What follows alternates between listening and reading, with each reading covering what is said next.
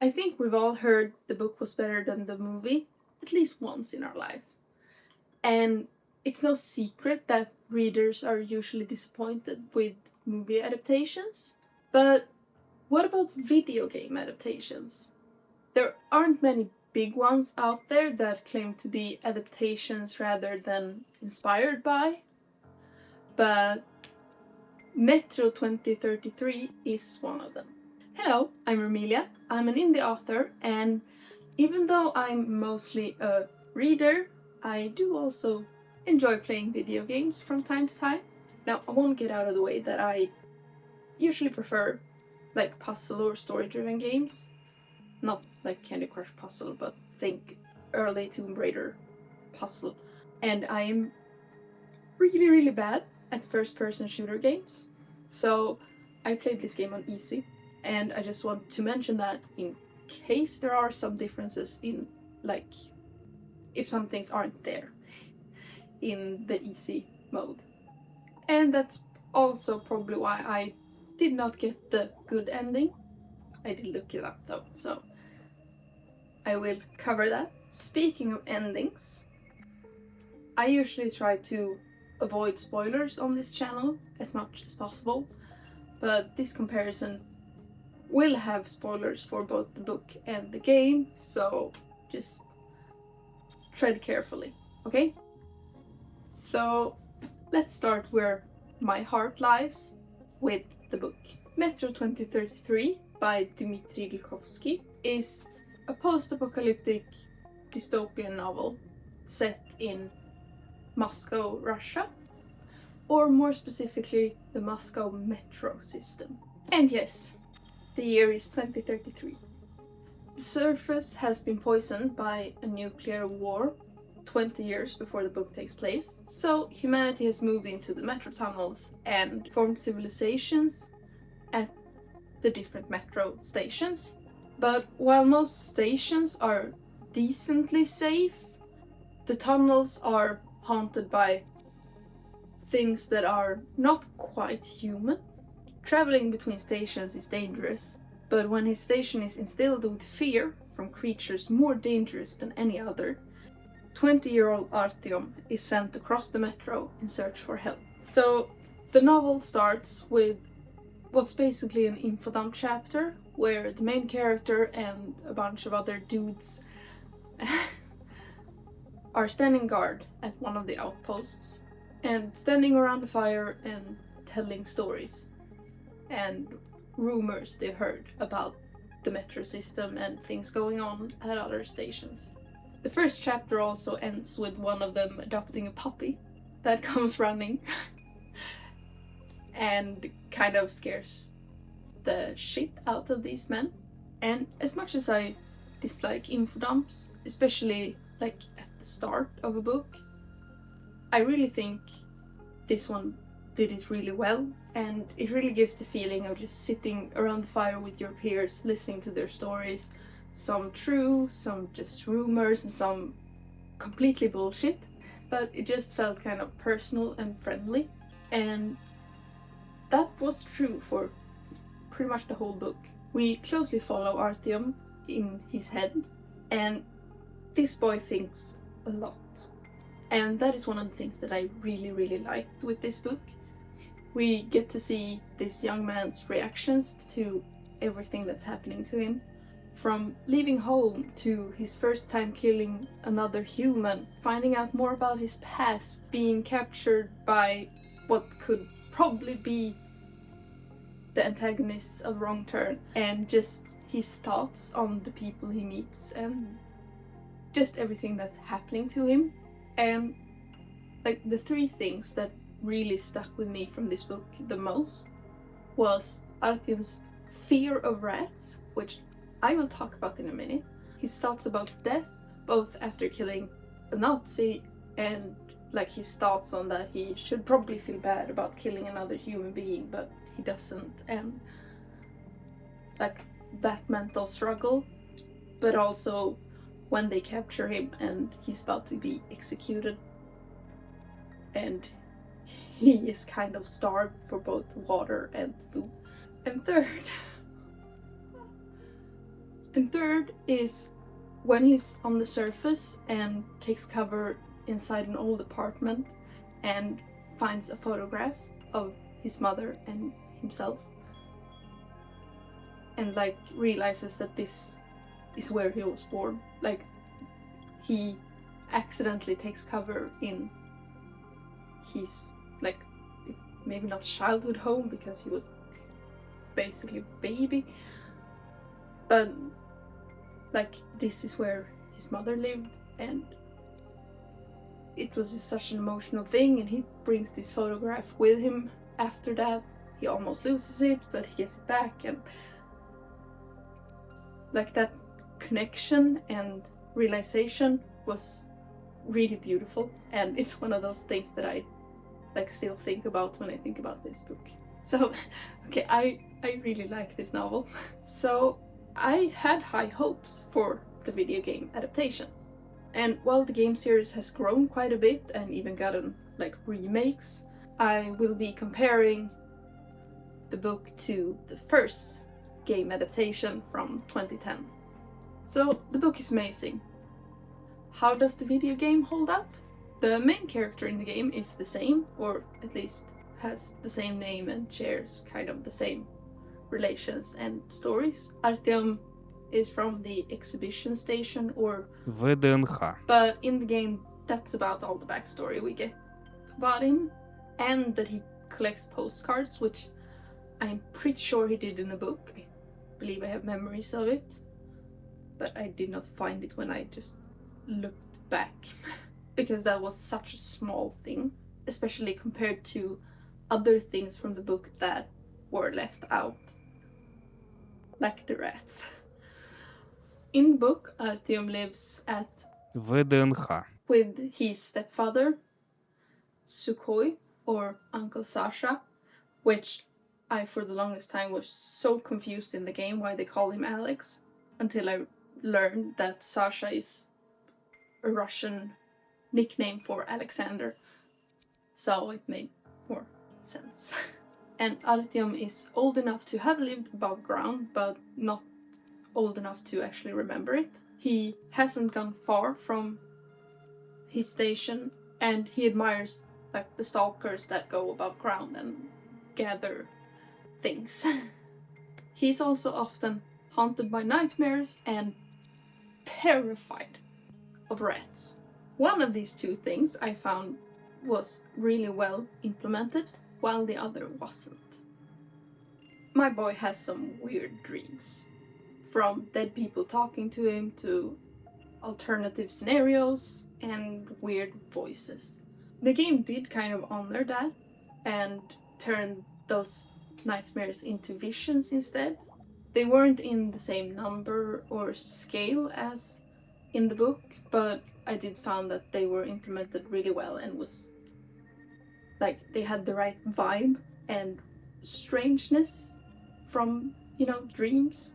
But I did kind of miss the ones that gave context to what was up with the other characters.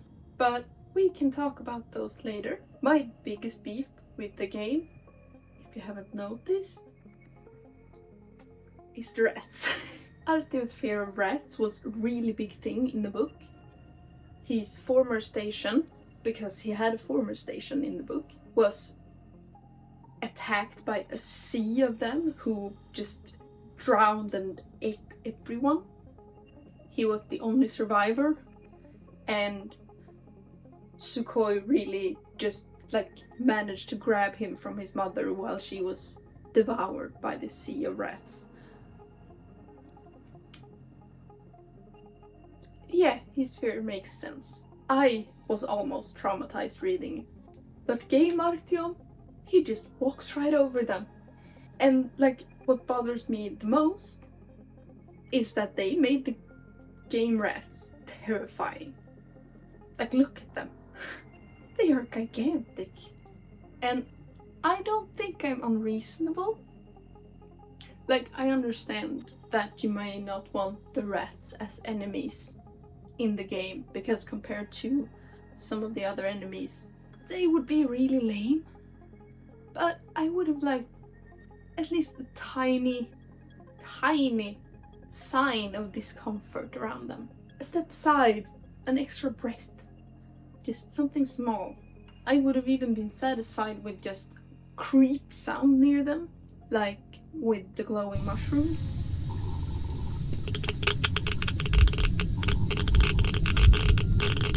Because these glowing mushrooms looks really cool and like they give a really great vibe, but I'm not really sure why we need the creepy weird sound around them and nothing around the rats. But I guess being fucking terrified of rats would have also made Artyom a lot less cool for some people. So I can see the decision. I don't agree, but I can understand it. While the book has a really big focus on Artyom's experiences and thoughts throughout his journey, the game has a different focus that works better for that medium.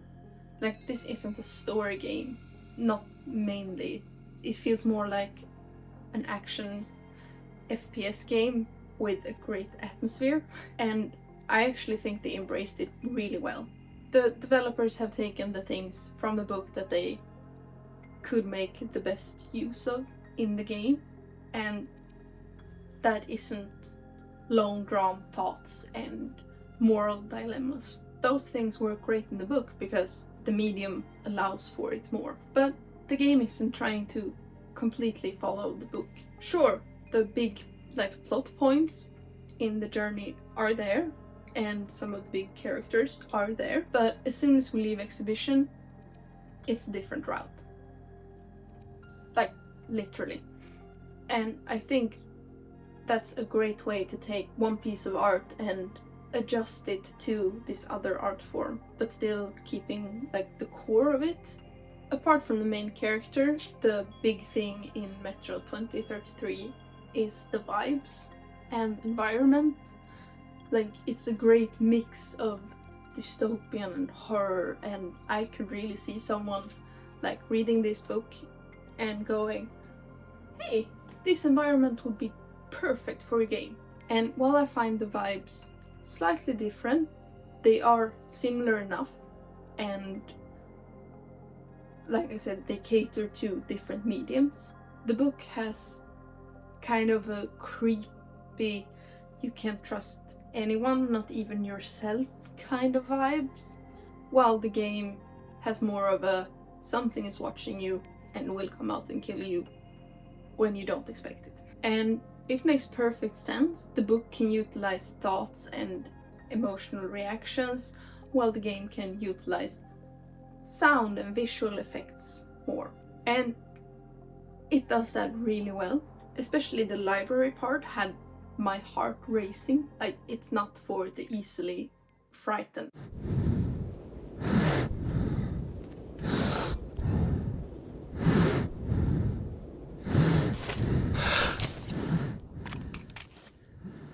And the gas mask breathing sounds getting faster and louder over time as the filter ran out was anything but relaxing.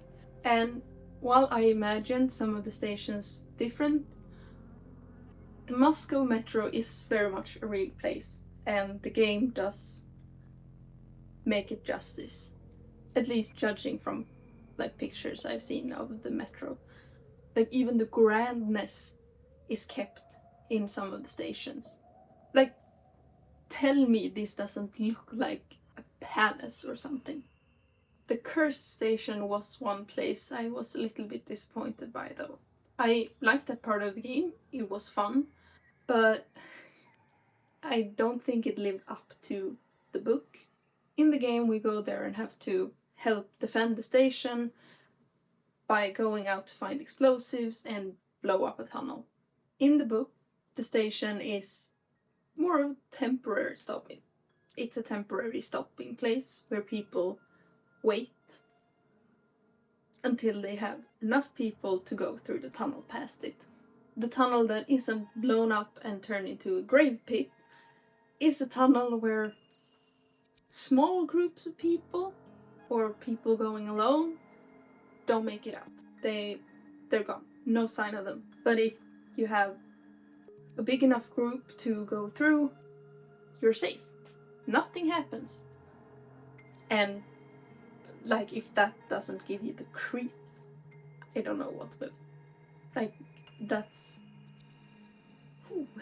Another thing that is really different but I don't mind as much, or actually I don't really mind it at all, is the amount of trains in the game. The book states that, like, most trains have been stripped for parts because they're not working anymore. And, like, while a few, like, richer stations have some trains and train wagons as storage or housing, most people live in tents. And I believe Artyom hasn't even seen a train in the book before he leaves. And like I said, it doesn't really bother me, but it is one of those things that made me go, Another one of the big differences between the two are the enemies. Humans are enemies in both of them, but the non-human enemies are vastly different. In the book, the metro tunnels are dangerous, but we almost never actually meet any enemies. At least not in the same way. The tunnels are more effective on people's minds, driving them mad, making them babble on about weird things, or just straight up collapsing out of nowhere.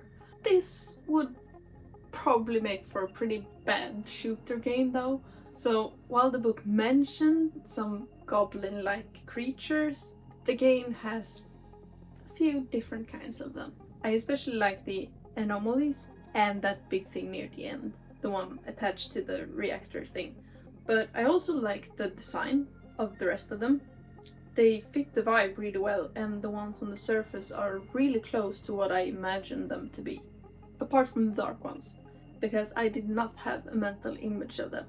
They were more of this strange, weird kind of creature that did not really have a distinct shape and were more nightmare fueled than anything else.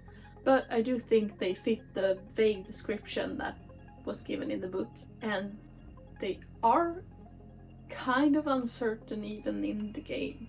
We do get a big slime puddle thing in the book though, that wasn't in the game. And I think that slime thing had something to do with the pipes. But many things in the book are kind of realistic in the way that we don't really understand and know about everything. We just see the result of things and come to our own conclusions.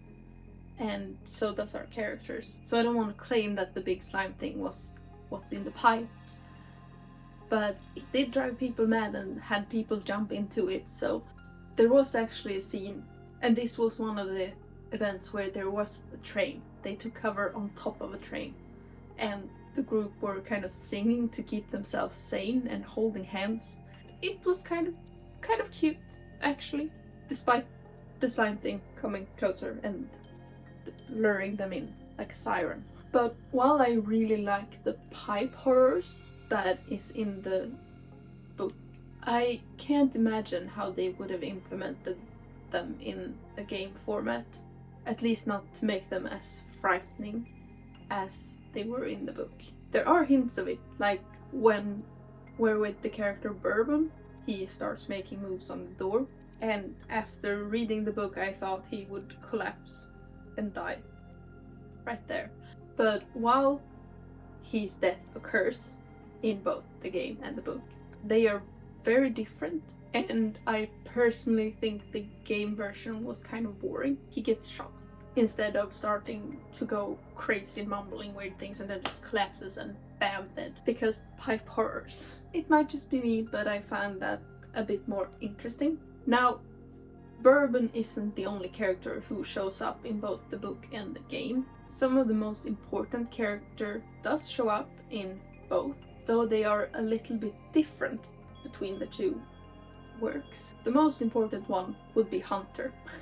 He's kind of the mentor if we're thinking hero's journey, the one who sends Artyom on his way from his station. But that's about all he does in the game.